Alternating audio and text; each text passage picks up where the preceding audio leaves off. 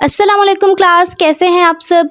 आज की क्लास में मैं आपको बनाना सिखाऊंगी कुरेशे की सबसे सिंपल वाली कैप। बहुत ही सिंपल हम इसके अंदर पैटर्न इस्तेमाल करेंगे। अच्छा, जो पैटर्न है, जो डायग्राम है, वो ये वाली होगी जिसके अंदर हम लोगों ने सीखा था इंक्रीज इन डबल कुरेशा। देखें, चेन के ऊपर हम लोग डबल कुरेशा करते हैं, जहाँ पे ख़त्म हो जाता है, दो चेन लेकर फिर दूसरी रो बनाते हैं। लेकिन थोड़ा सा मुख्तलिफ है, वो मैं आप लोगों को आगे चल के बताऊँगी कि कैसे मुख्तलिफ है।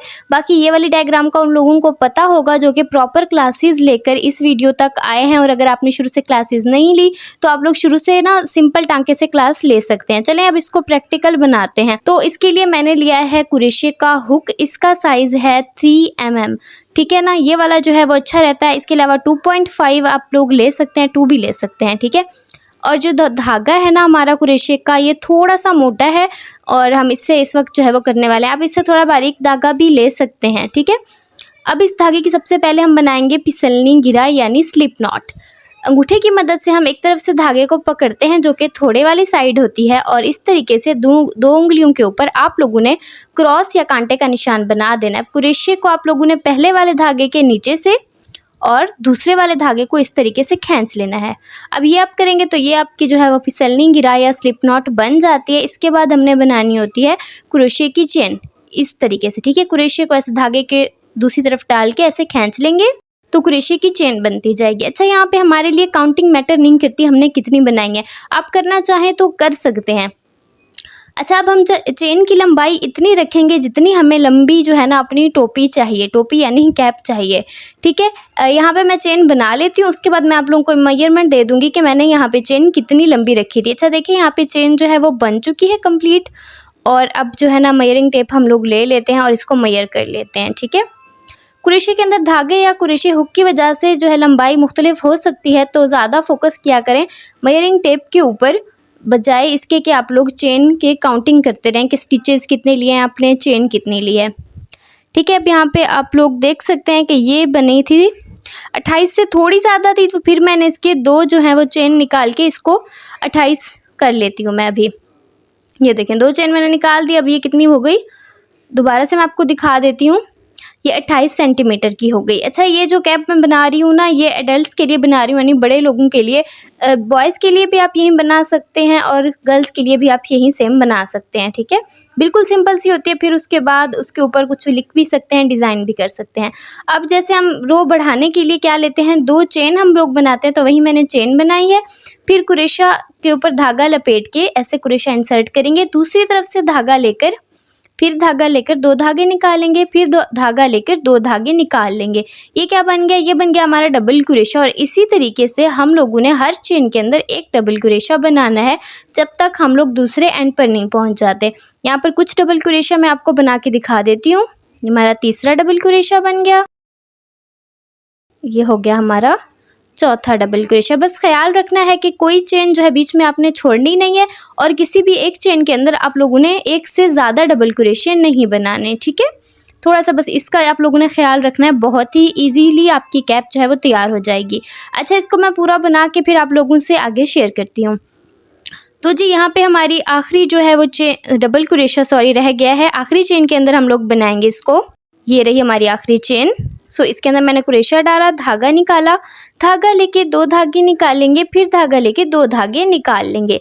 अब देखें, ये हमारा ख़त्म हो गया, तो अब हमने यहीं पे दो हमने चेन बना लेनी है। अब ज़रा देखें, इस तरीके से हम इसे पलट लेंगे और हम बनाएंगे दोबारा से डबल कुरेशा। लेकिन यहाँ पे आप लोगों ने ख्याल रखना है। ठीक है, यहाँ पे जो चुटिया की तरह दो धागे आप लोगों को नज़र आ रहे हैं ना, जो आपकी तरफ वाला है उसको नहीं, आप लोगों ने दूसरी साइड वाले धागे के अंदर इस तरीके से कुरेशा इंसर्ट करना है। जहाँ पे हम सिंपल वाला डबल कुरेशे को इंक्रीज करते हैं, वहाँ हम दोनों धागों के अंदर डालते हैं कुरेशे को, लेकिन यहाँ आपने एक धागे के अंदर डालना है। इससे एक प्यारा सा पैटर्न बनकर आएगा।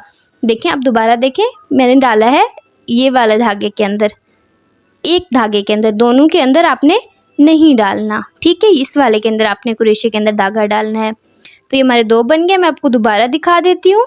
ये देखें, इस एक के अंदर से आप लोगों ने डालना है, और इस तरीके से एक प्यारा सा पैटर्न बनकर आएगा। ये आप लोग बनाते जाएंगे ना, तो फिर आपको नज़र आएगा कि कितना प्यारा सा पैटर्न बनकर आ रहा है। और आपने इसी तरीके से सारे जो हैं डबल कुरेशे बना लेने हैं। ठीक है। कोई चीज़ आप लोगों को फिर भी समझना है तो आप लोगों ने कमेंट्स में पूछ लेनी है। मैं नेक्स्ट वीडियो में इंशाल्लाह आप लोगों के कमेंट्स का रिप्लाई कर दूंगी या शॉर्ट वीडियो में कर दूंगी। अब देखिए, अब इसको भी ना पूरा हम लोग बना लेंगे। अब देखिए जी, ये बन चुका है पूरा। और अब आप देखें बीच में एक लाइन की तरह से पैटर्न आ रहा है। ये पैटर्न बहुत प्यारा लगता है कैप में, और ये इसी वजह से आ रहा है क्योंकि हम लोगों ने जो अपना कुरेशा है वो हमने एक जगह पे डाला था, मतलब एक धागे से। ये देखें इस तरीके से। अब ये आखिरी दो भी मैं बना लूँगी। ये आखिरी वाला कुरेशा हम डालेंगे और धागे को निकाल के अपना डबल कुरेशा बना लेंगे। और फिर आगे आप लोगों को पता है कि हमने क्या करना है। हमने बनानी है 2 चेन, 1 2, और इस तरीके से कुरेशे को पलट के दोबारा से वही तरीका। अच्छा, अब हमने हमेशा यही करना है कि अपनी तरफ वाले धागे में नहीं, दूसरी जो तरफ है जो धागा ना, उसमें हम लोगों ने कुरेशे को डालना है और अपना एक डबल कुरेशा बना लेना है। इसी तरीके से हम सारे डबल कुरेशे बनाते जाएंगे तो हमारी कैप जो है वो बनती चली जाएगी। सबसे सिंपल सा और आसान सा यही तरीका है। अगर आप लोगों को वीडियो थोड़ी सी भी हेल्पफुल लगती है तो लाइक ज़रूर किया करें, कमेंट किया करें और वीडियो को प्लीज़ शेयर भी कर दिया करें। अब जी देख लें, इसी तरीके से हम लोग जो है वो अपना डबल कुरेशा ऐड करते चले जाएंगे तो ये हमारा पैटर्न बनता चला जाएगा ये दूसरे वाले के अंदर। उम्मीद है आप लोगों को ये चीज़ जो है समझ आ गई होगी कि हमने कुरेशा कौन से वाले धागे के अंदर डालना है। अब इसी तरीके से हम लोग इसी को भी बना लेंगे और ऐसे ही रो जब ऐड करते जाएंगे, जब एक लेयर के ऊपर एक लेयर ऐड करते जाएंगे तो ये लंबा सा बन जाएगा। ठीक है, ये देखें। अब यहाँ पे मैंने जो है वो तीसरी वाली भी ऐड कर ली है और अब तीसरे वाली रो को हम लोग ख़त्म करेंगे यहाँ पे। ये देखें, तीसरे वाले के भी आखिरी 2 रह गए हैं और इसको भी उसी तरीके से हम लोग डबल कुरेशा बनाएंगे एक धागे के अंदर से कुरेशे को डाल के।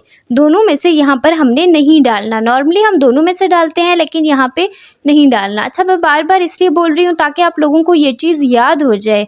ठीक है, अब इसी तरीके से हम लोगों ने इसको ख़त्म कर लिया। ये हमारा बन गया।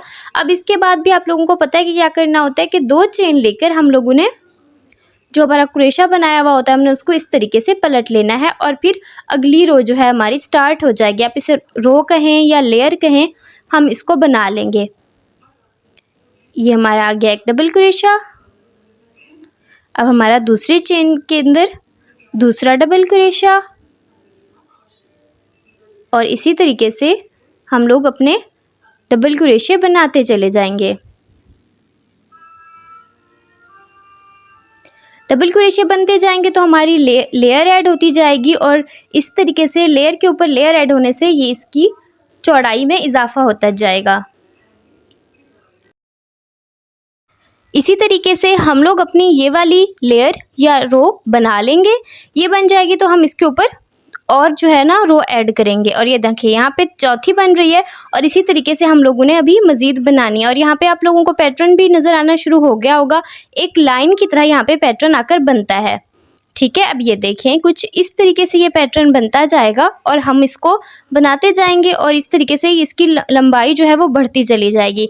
ये देखिए मैंने लंबाई जो है वो इसकी कंप्लीट करके आप लोगों को दिखा दी है। मैंने यहाँ पे कितनी रो ली हैं वो मैं आपको नहीं बताने वाली। अब मैं यहाँ पे आप लोगों को मेयर टेप से बता दूंगी कि मैंने इसको रो ऐड करने के बाद कितना बड़ा कर लिया था।